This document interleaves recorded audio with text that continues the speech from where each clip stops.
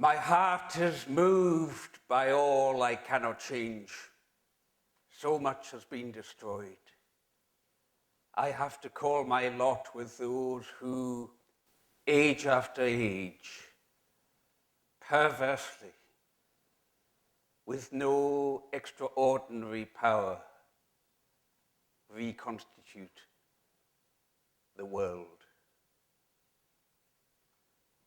Those words from one of your great North American poets will be well known to many of you. Adrienne Rich, of Jewish and Southern Protestant heritage, from her book of lesbian love poetry, The Dream of a Common Language. And I draw upon them often because they so effectively describe the position that groups like ourselves find ourselves in. Our hearts are moved by all we cannot change. So much around us has been destroyed. Yet we have to call our lot, we have to take our chance in life with those who age after age. This is a long-term process. We're talking here not on the short wave, we're talking here on the long wave. My talk tonight, I am afraid, is going to be on the long wave. Because I want to talk tonight about spiritual activism as a means by which we begin to decolonize the land. I define colonization as the taking of that which has not been given. We decolonize the land, and in so doing, and more important, in order to be able to do so, we decolonize our own souls and those around us. Because we're all wounded by the past that we carry. And our spiritual work is not just with the bells and smells and all things bright and beautiful. Our spiritual work is where we have to shovel the SH1T and turn that into compost from which new life can grow. And out on the moors, you will notice all kinds of signs of past inhabitation. These are the Fiannagan in Gaelic, the lazy beds, the raised beds of cultivation. This place is covered in Fiannagan, but there is nobody living there. Where are the people? Where are the people who once lived in these ruins? And as we were growing up, nothing was said about this. There was a culture of silence. These things were not talked about. And really, only since the 1980s or thereabouts have we started to reclaim our history and find out and talk about what was unspoken. And I'm talking about the Highland clearances. I'm talking about the way in which our forebears, my own great-great-great-great-grandparents, for example, were forced off their land to make way for the big landowners. And that came about through a succession of British kings, beginning with Henry, moving through to James VI and I, who was Scottish,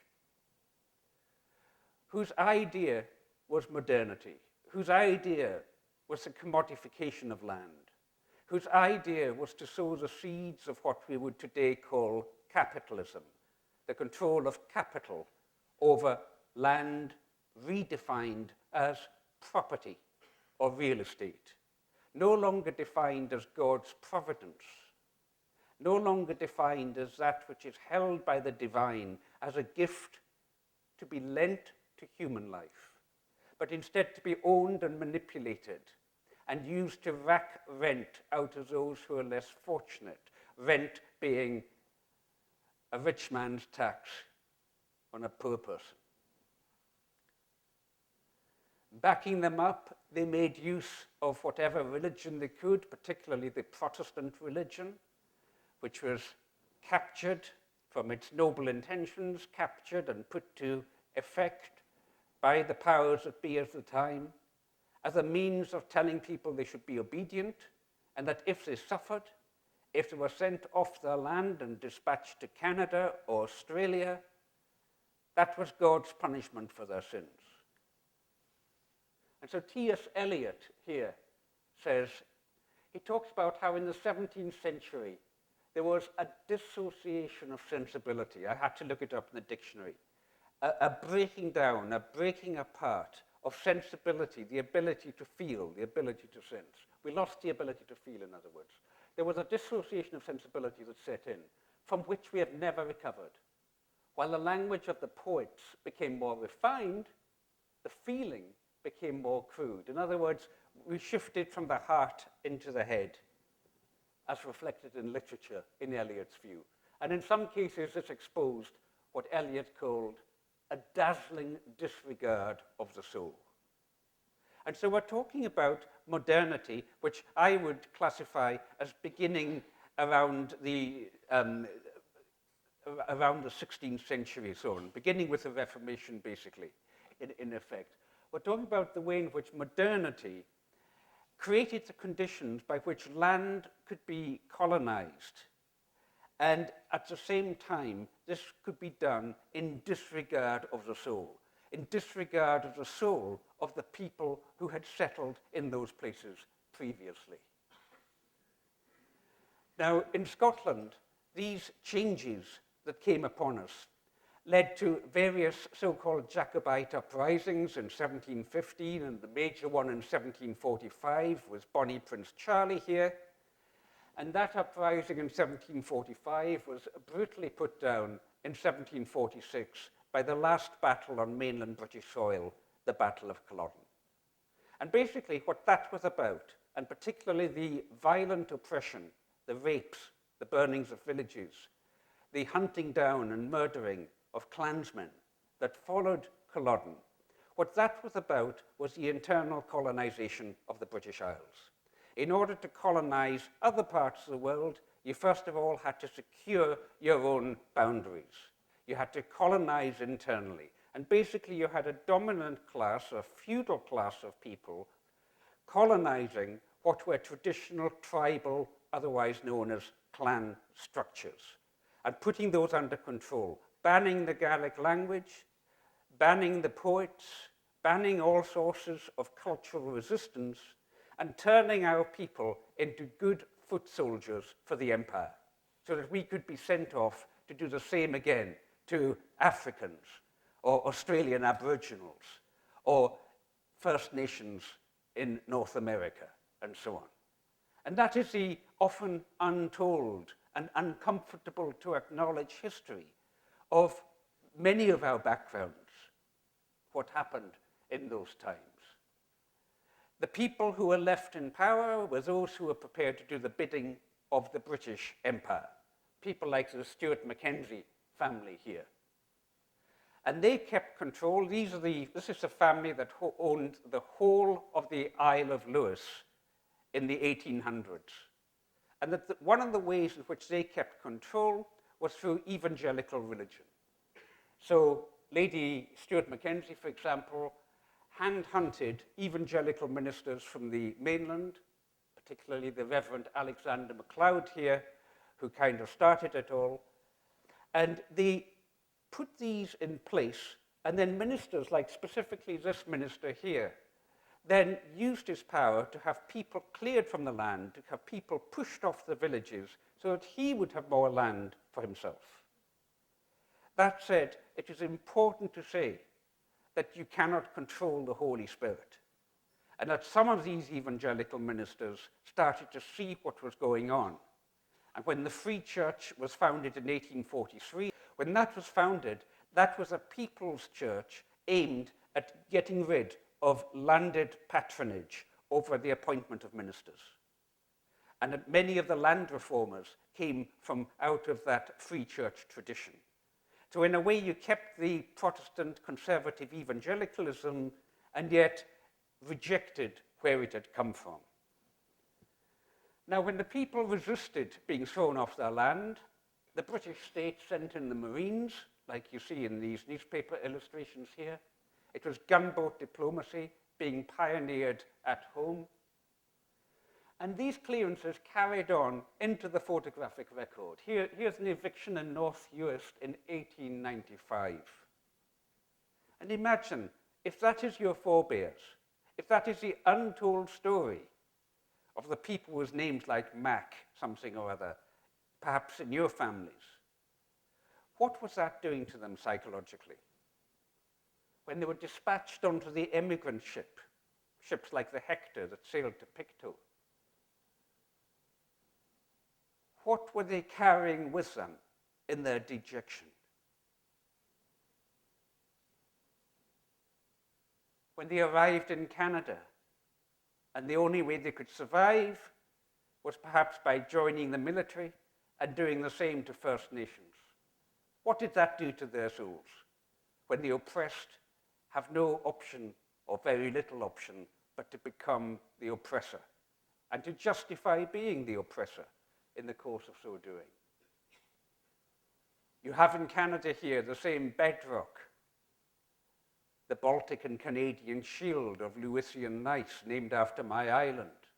You have the same bedrock.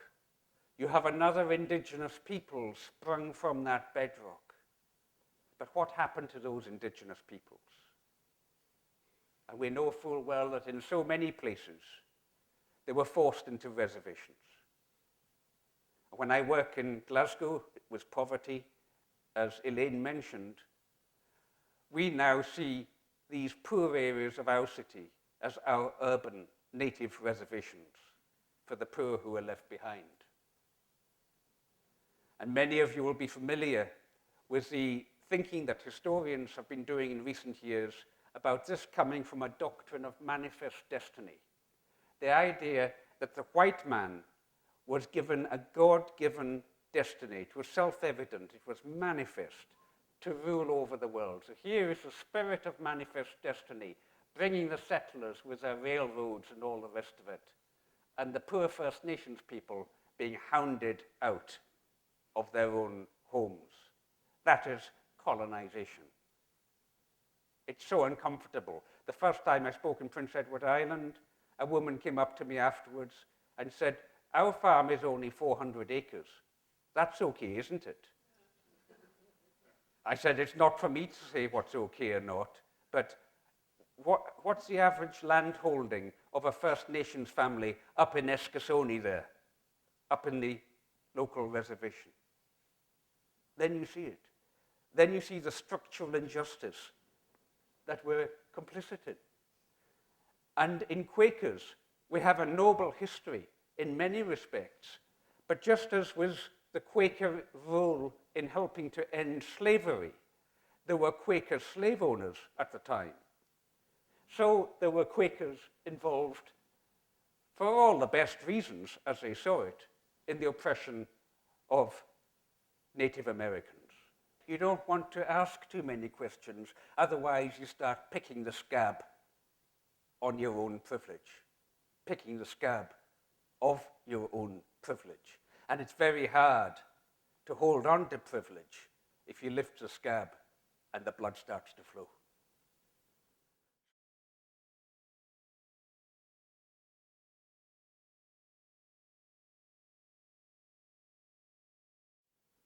So what did the trick for me was I got sent to Papua New Guinea. I got sent from the highly Presbyterian Isle of Lewis. I was raised in the Presbyterian Church of Scotland, became a Quaker by conviction some, mid-1980s through connection with the peace movement. Still very close to that Presbyterian tradition in many ways. It's so important in Scotland, I suppose the equivalent of your United Church here. But I got sent from that island in the Presbyterian Hebrides to a Roman Catholic mission headed up by retired Australian Archbishop Virgil Copas and 4 missionary of charity Mother Teresa sisters. And there I was teaching in a school, and I was setting up small-scale hydroelectricity systems. So I moved on, and I came back some years later after having done an MBA in order to try and make myself more useful in this kind of work. got involved in sustainable forestry programs using small-scale portable sawmills, a walkabout, or portable sawmill here, created by the South Pacific Appropriate Technology Foundation, to which I was financial advisor. I was doing that kind of work. And people like Margaret Ogimeni here, these conscientized development workers in Papua New Guinea, usually people that had a strong church connection. I think Margaret was United Church, if I remember rightly. They were teaching people how to become aware of the circumstances of their lives. What is it that holds them down? What they can possibly be in order to realize full human potential, integral human development, as some of the Catholic Church's social teaching is calling it. And so they were creating teaching materials for use in the villages like this here.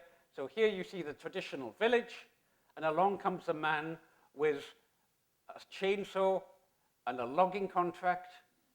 So the trees get cut down, and now notice what's happening. The gender dynamics are changing. Now the guy is sitting drinking beer, the woman's weighed down with all the work, the ecosystem is dying, but there's salvation to be found. There is salvation in the fishing contract. So the fish get fished out, but then they find the gold mine, another salvation. Now the woman's drinking as well. The place has gone to pot. And in the end, what was a situation of frugal sufficiency, of dignified sufficiency, has moved to the destitution of needing to accept world aid. And that's kind of what I was learning from these people, and the preeminent importance of being connected to our land. That land is the source of life. Land is what holds community. It creates community of place. You can have many communities of interest, but community of place based upon the land is what holds those in a context where we can have real-life human interactions with one another. And I came back from Papua New Guinea after my second time there in 1986. In 1990, I got a post at Edinburgh University teaching human ecology, the relationship between people and the environment. And at that time, there was considerable concern about what was happening in Scotland, because with the Thatcher regime, we had a regime similar to what you've got as a Harper government here, a regime that was trying to change our culture. And one of the things it was doing was it was opening up investment opportunities through tax breaks for people to invest in land and commercial forestry in Scotland, and that this was having adverse effects on the people. Landlords were coming in, only interested in what profit they could make on the land, and then proceeding to evict people from dwellings, because people don't make profit. They can make better profit in other ways. And so Keith Schellenberg here is one example of one of these wealthy individuals who owned all 3,000 hectares of the Isle of Egg. There you see the island here. To cut a long story short, a group of us got together to form a trust. Now that's me back in my Taliban days. And this was kind of Taliban-esque work, because this was about saying we're stuck in this situation where we're just accepting being dominated by these powers that be, and we need to create a revolution. And the revolution that we kick-started, and the islanders progressively took it over more and more themselves, the revolution that we kick-started was to issue a manifesto of ideas that would stimulate people and to use the principle of market spoiling. So we reasoned that if wealthy owners only want to own an island like this because it's a kind of playground, it's a status symbol, if you create a situation where the natives are restless, then that depresses the market value. So basically, we became natives who were restless.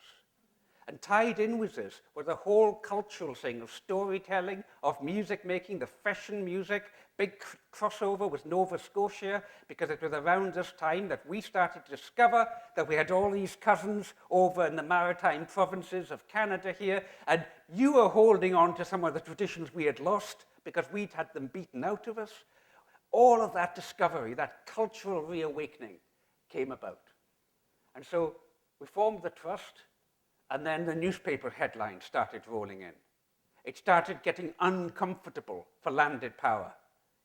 A landowner expected to have prestige, but we managed to turn it into something where they had to question whether it was not in fact more appropriate to be ashamed of being a big landowner rather than proud of it. The international media piled in. We had the whole lot. It was described as a Scottish land rights revolution that was going on. This has all led to the land reform that the Scottish Parliament has now enacted. And finally, we raised £1.6 million from 10,000 donations across the world. To cut the story short, on the 12th of June 1997, the island came into the ownership of a community land trust where the islanders didn't individually own it, but they collectively owned it and had a vote each to appoint their own directors who would run the affairs for the benefit of the island. And incredible changes there now. There's a booming population, the young people are coming back, all kinds of small business. They've got an internationally famous egg electricity system powered by wind, water, and solar, where over 90% of their energy is coming from renewables. If you go onto Al Jazeera's website, you'll see a very good film that's been made of that. That's a kind of revolution we've got going on.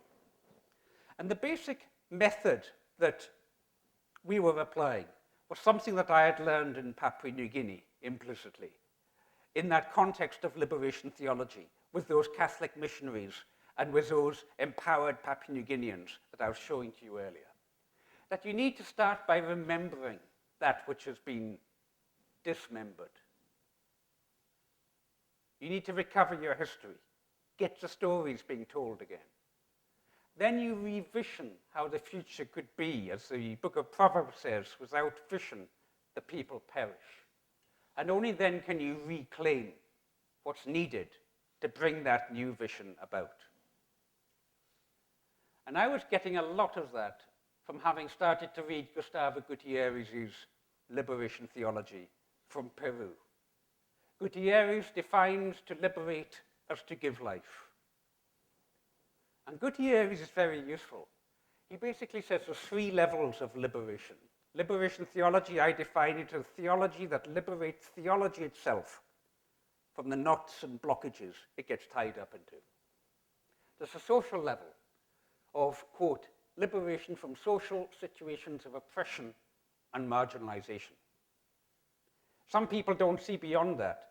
That's why when Benedict was Pope, or as Cardinal Ratzinger before that, he condemned liberation theology as being politics, or some people would say it's about priests with guns. Priests with guns was a caricature, and it was caused when people only saw level 1.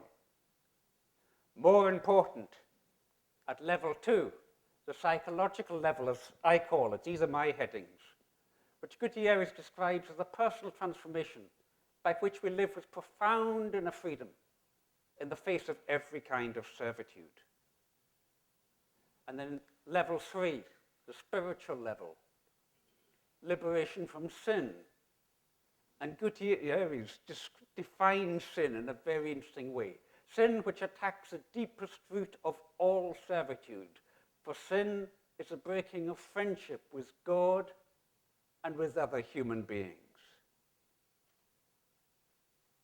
In other words, liberation theology is about aligning our lives and the work we do in accordance with the deep callings of reality.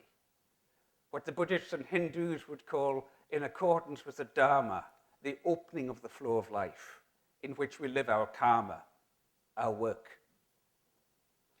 And I think what we're looking at here is a situation where we're trying to redress something which Carl Jung, the Swiss psychotherapist, described so well just before he died. He said this round about 1960.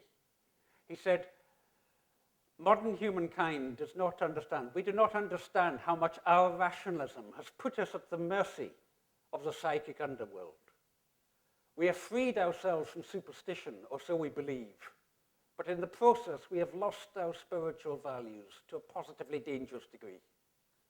Our moral and spiritual tradition has disintegrated, and we are now paying the price for this breakup in worldwide disorientation and dissociation. I put it to you, that is the condition we are in. My heart is moved by all I cannot change. So much has been destroyed. Worldwide disorientation and dissociation. And Jung is defining it as a moral and spiritual sickness. And one of the things that I learned from African friends is that in traditional African cultures, if an individual is sick, they say it's because they have lost their soul. And the role of the healer is to call back the soul. And the way I see it is it's the same with whole communities. When our culture is sick, or if our religious society of friends is sick, we have to call back the soul. We have to ask the divine to restore the soul that we have lost, to restore our contact with that deepest level of our being.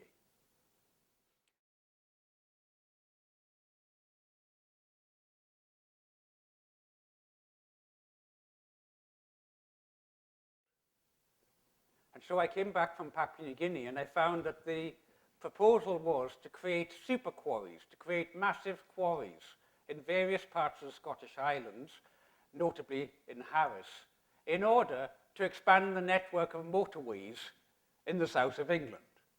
And the cartoonist has caught it very well here, roads to recovery. The idea was that by building more and more roads and creating what Mrs. Thatcher called the great car culture, this was going to save the economy.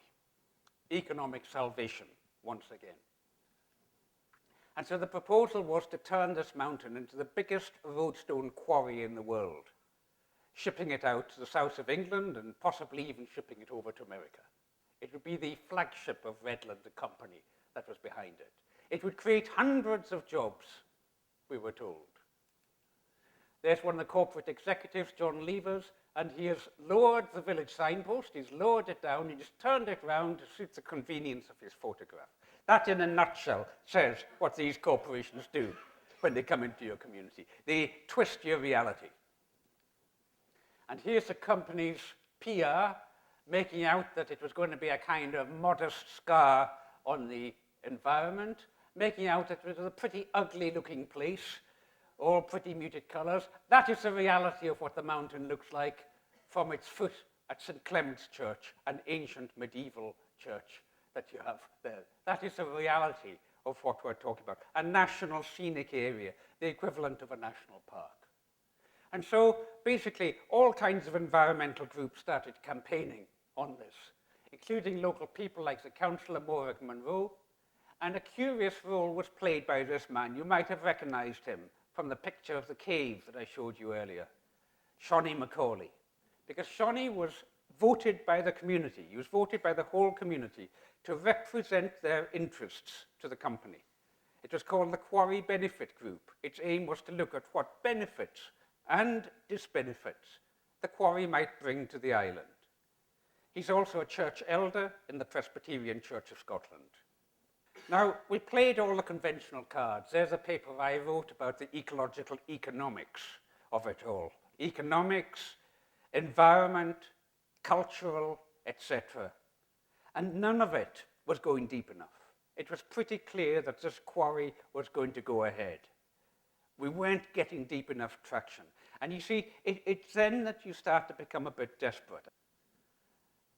And I complimented our presentation to the government public inquiry by asking Professor Donald MacLeod of the Free Church College of the Free Church of Scotland, who had written some concerned remarks about the super quarry and about multinationals gate crashing in on communities.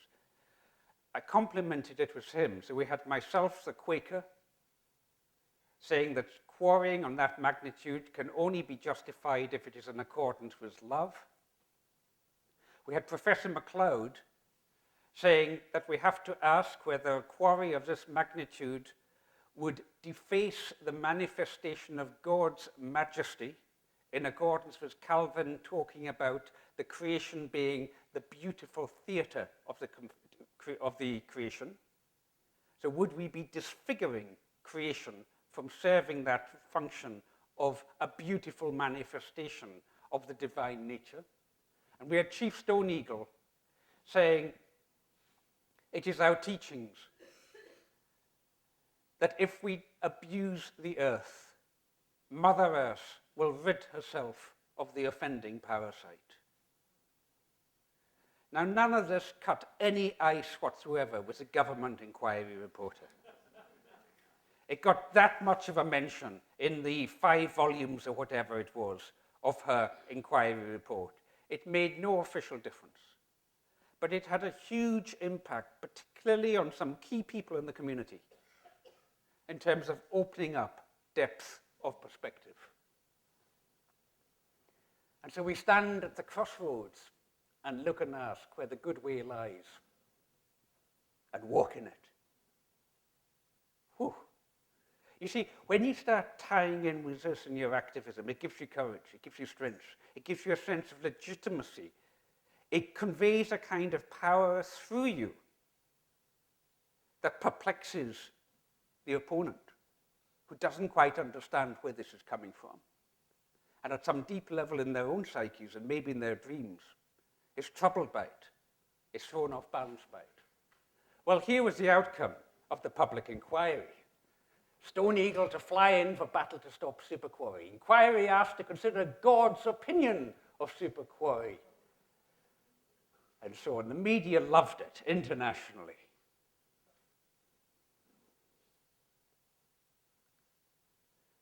The West Highland Free Press, a local newspaper, ran a whole page picking up on me using the expression that this was a transatlantic cultural psychotherapy session.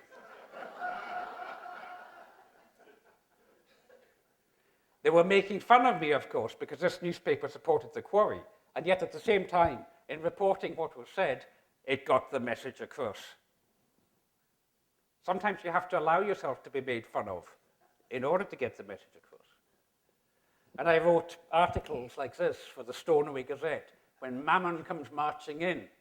And this was when the corporation tried to use, in fact, successfully used human rights law to claim that it had corporate human rights. I'll come to some of this corporate abuse later. And so I'm likening it.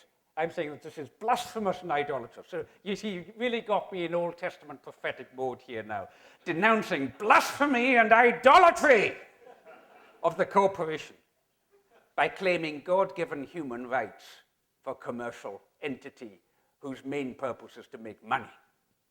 Hence, Mammon, the god of money, comes marching in. And so it was that things started to swing against the company. Islanders withdrew their support. Public opinion swung around. Accusations of the quarry trying to bribe politicians. And this led to delay and delay and delay. And then one day I was traveling in a train, and the person in front of me was reading the Financial Times. And I couldn't believe my eyes that the English company Redland that were going to do this were being taken over by the French Lafarge, the biggest cement-making company in the world. And you know, we built up a wonderful relationship. And basically, I was, by this time, representing the other organizations because I had the hotline with Lafarge, thanks to Cherry. And I said, look, we know that if you pull out of this, it'll be embarrassing, and embarrassing for your shareholders. But I'll tell you what we'll do. If you agree to pull out on the grounds that this is not going to be good for your reputation,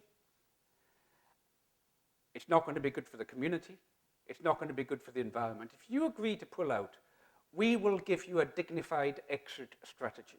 We won't rub your nose, we won't humiliate you. We'll treat you with respect for your corporate ethics. And the long and short of it is that they hired a private jet and they flew back into Stornoway Airport, and Philippe Hardouin made this statement. Now, I better not tell you who actually drafted that statement for him. We have to create value for shareholders, but we want to do it by respecting some values. The combination of both dictates our decisions. We recognize that if we are acting in the best possible way from an environmental standpoint, we will get a competitive advantage. So basically, they pulled out. They pulled out. The long and short is we agreed to take the dignified exit strategy. But, Alastair, we all use corporate products. You too use quarry products. So how should we do it more responsibly? Will you come on our stakeholders' sustainability panel? I said, what? You're a greenwash panel? They said, we are trying to be a leader in the field in raising the level of the level playing field, in raising the standards of the industry. Will you serve us on that? Well, I went back to all my campaigning colleagues and said, what do you think? And they all said the same. They said, do it, take your expenses, your travel expenses, accommodation, etc., but don't take any payment from them. Because we do need to work with these companies when we are using their products. So, for 10 years, until 2013, for 10 years, I served on that panel. I was particularly proud that before I came off the panel, Jean-Paul and I managed to get Lafarge to be the first major extractive company to say we recognize the United Nations Declaration on the Rights of Indigenous Peoples, very effective in PR terms, should those rights be violated. And Bruno Lafont, the CEO here, who is a man who very much commands my respect, he encouraged us to help them on all these different points. Carbon dioxide emissions were reduced by 1/3 per ton of cement produced over that 10 years. Anti-corruption, human rights issues, we would really discuss the nitty-gritty. And Bruno once said to me, our values are our value. And I thought, well, that gets my respect. You know, I'm not an admirer of capitalism, but if you can hold this kind of thing in place, that gets my respect. But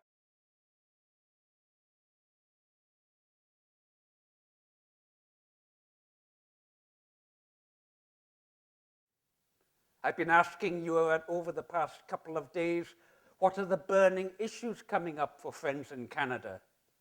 2 of you said in one word, survival. Well, Elijah had the same problem in 1 Kings 19. Elijah was so much in despair. He thought he was the only faithful one left.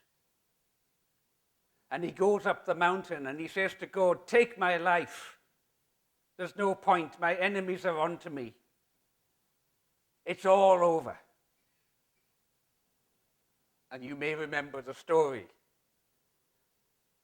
that first there comes a great wind and God is not in the wind. And then there comes an earthquake and God is not in the earthquake. And then a fire and God is not in the fire. And then the sound of sheer silence. It wasn't until Elijah was in a Quaker meeting that it happened. And God said, or the angel said, here is food, eat it. Eat again, you need strength. Take what is given to you and go back down to the valley because there are 7,000 of the remnant waiting there to be gathered. So there's only, 1,200 of you Canadian friends or whatever it is. You're a remnant. But imagine if you were a traditional religious order, if you were the Sisters of Mercy or the whatever, to have 1,200 people scattered all over Canada would be an amazing thing, provided you sit up, provided you are willing to quake, provided you are willing to hold those tensions and operate in opposites, to hold those tensions together, to do that deep work of peace that will make you shake, that will trouble you inwardly, will trouble your meeting perhaps. And remember, this is not about the me. This is not about Quaker spirituality. Is not about my spirituality. It's not even about the we.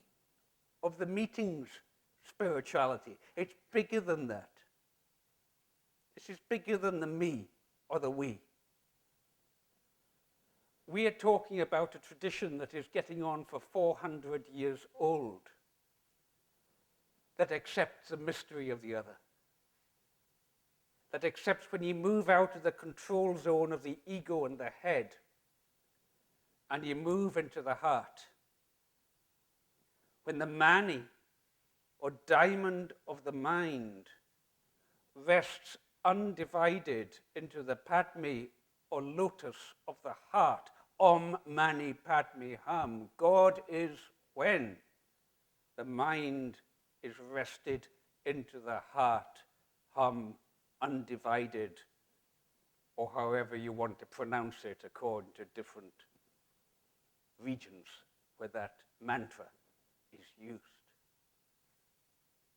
And so the challenge to us today is, are we prepared to move beyond the limitations of our cognitive control over our faith? Are we prepared to let it go into the possibility that there might be something more than just me and my mind and my logic and my reasoning? The early Quakers called the devil, metaphorically speaking, the great reasoner. If we only reason our ways with these things, we will end up on the side of the oppressor. We will end up pressing the nuclear button, not holding the keys to peace, because mutually assured destruction is very, very logical. We have to let go into something that is greater than us. We have to let go into that understanding of early friends that there is a spirit that moves beyond us, that moves amongst us, that flows through us, a spirit that is holy, a spirit that is all the consciousness and all the love that we might have, and infinitely more. That is the light in which we are invited to stand. That is the light that through John's Gospel or the Bhagavad Gita, Upanishads, parts of the Holy Quran, indigenous teachings, especially from native peoples in this part of the world, that is the light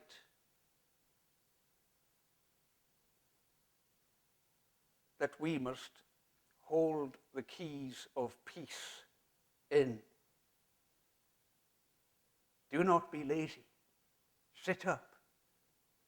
Your lives are short. Our lives are short. Thank you, friends, for having me come to deliver this lecture to you. I wish you all blessing on your holy work.